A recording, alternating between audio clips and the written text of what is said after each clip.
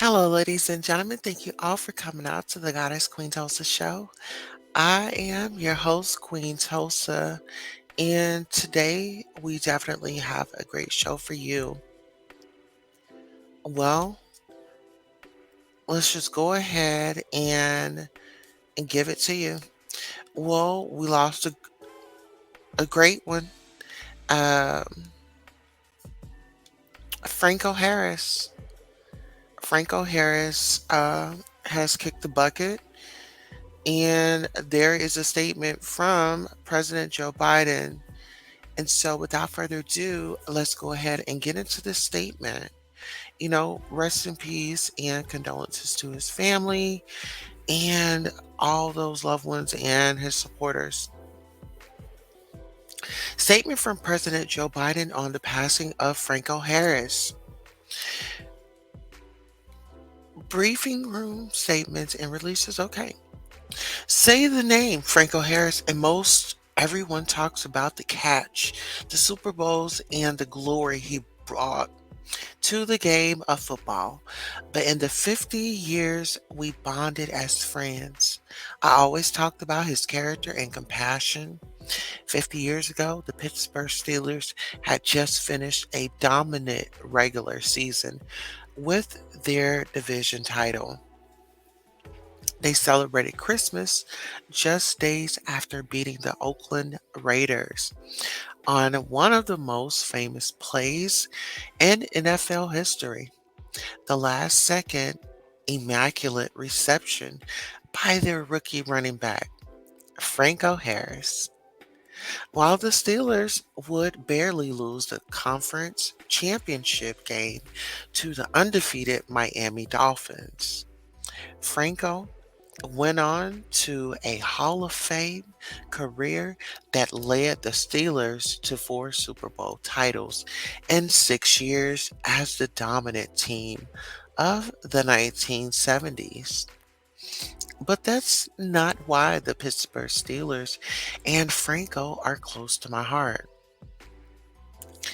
It was this 50 years ago when my wife and infant daughter were killed, and my 2 young sons were badly injured in a car accident while they were out getting a Christmas tree. I had just been elected to the U.S. Senate, and I was in Washington when I got the call and rushed home to Delaware. I rarely left my boys beside until they got better, but one day I did too go shopping for them. When I returned, they were smiling. For the first time since the accident, Art Ronnie, the generous and honorable owner of the Steelers, had flown out with a couple of players, including Franco and the tough as nails Rocky Blair. Busy with their own lives, they took time to be with my boys, signed footballs, and then left with no publicity. A small act of kindness that meant the world to us. Sports have a powerful way of bringing people together. As families gather for Christmas this weekend, there will be countless Pittsburgh Steeler and Penn State fans sharing stories of Franco with their children and grandchildren, who will discover his greatness on the field. But I know there will also be countless families like mine that will remember him for all that he did to lift our spirits when we needed it. In the most quiet, personal, and American of ways, we don't have to ask. We show up. We reach out. We share compassion.